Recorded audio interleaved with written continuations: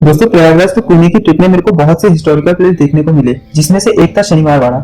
आज इस वीडियो में हम शनिवार वाड़ा के रहस्यों के बारे में जानने की कोशिश करेंगे। शनिवार वाड़ा जाने के बाद पता लगा इसका निर्माण 1732 में हुआ था। शुरुआत में इसे पत्थरों से बनाया जाना था, लेकिन बाद में इसे ईंटों से बनाया गया। इस किले के निर्माण का काम छत्रपति शाहू के प्रधानमंत्री पेशवा बालाजी प्रथम के द्वारा किया गया था। इस किले की नींव शनिवार के दिन रखी गई थी, इसीलिए इस किले का नाम शनिवार वाड़ा पड़ा। किले को बनाने की जिम्मेदारी कुमावत क्षत्रियों को दी गई थी। किले का निर्माण सफलतापूर्वक होने के बाद पेशवा ने कुमावत क्षत्रियों को नायक की उपाधि दी थी। किले के मेन गेट को दिल्ली दरवाजा कहा जाता था। दुश्मनों के हाथियों से बचने के लिए इस दरवाजे में लगभग 72 किले, जिनकी लंबाई 12 इंच है। इसके अलावा किले में 4 दरवाजे और हैं, जैसे मस्तानी दरवाजा। इस दरवाजे का इस्तेमाल पेशवा बाजीराव की दूसरी पत्नी मस्तानी किया करती थी। खिड़की दरवाजा, इस दरवाजे में खिड़की होने के कारण इसका नाम खिड़की दरवाजा पड़ा। गणेश दरवाजा, इस दरवाजे का नाम गणेश महल के पास होने की वजह से गणेश दरवाजा पड़ा। इसका इस्तेमाल महिलाएं गणपति मंदिर जाने के लिए किया करती थी। जंबुल दरवाजा, जंबुल दरवाजा का इस्तेमाल दासियां किया करती थी। नारायण राव की मृत्यु के बाद उनका शव इसी दरवाजे से बाहर लेके जाया गया था, इसीलिए इस दरवाजे का नाम नारायण दरवाजा पड़ा। किले के अंदर कई फव्वारों का भी निर्माण कराया गया था। ऐसा भी कहा जाता है कि किले की मुख्य इमारत 7 मंजिला थी,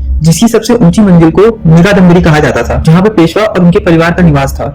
1828 में आग लगने की वजह से इस किले का ईंटों से बना हिस्सा गिर गया था और अभी आपको सिर्फ पत्थरों से बना हिस्सा ही देखने को मिलेगा। पेशवा बाजीराव प्रथम के बारे में बात करें, पेशवा बाजीराव प्रथम के 2 पुत्र थे, बाजीराव और रघुनाथ राव। पेशवा बाजीराव प्रथम की मृत्यु के बाद बाजीराव पेशवा बने थे और बाजीराव पेशवा के 3 पुत्र थे, विश्वास राव, माधव राव और नारायण राव। पानीपत के तीसरे युद्ध में विश्वास राव की मृत्यु हो गई थी। इसके बाद माधव राव गद्दी में बैठे थे और 27 साल की उम्र में इनकी भी मृत्यु हो गई थी। इसके बाद बाजीराव के सबसे छोटे बेटे नारायण राव को गद्दी में बैठाया गया था। 17 साल के बच्चे का गद्दी में बैठना नारायण राव के चाचा रघुनाथ राव को पसंद नहीं था और नारायण राव भी अपने चाचा को पसंद नहीं किया करते थे और राव फैमिली के इश्यूज इतने ज्यादा बढ़ गए थे कि नारायण राव ने अपने चाचा को उन्हीं के घर में नजरबंद कर दिया था। इसके बाद रघुनाथ राव ने अपने बचाव के लिए शिकारी कबीले के मुखिया सुनिंदर सिंह गार्दी को पत्र लिखा, जिसमें लिखा था नारायण राव लादारा, नारायण राव को कैद करो। इस पत्र को पहले रघुनाथ राव की पत्नी आनंदी बाई के पास पहुंचाया गया और आनंदी बाई ने पत्र में लिखे शब्दों से छेड़छाड़ कर दी। उन्होंने नारायण राव लादारा को नारायण राव ला मारा कर दिया, जिसका मतलब था नारायण राव को मारो। इसके बाद गार्दियों ने किले में हमला कर दिया और गार्दियों ने जब नारायण राव को मौत के घाट उतारा,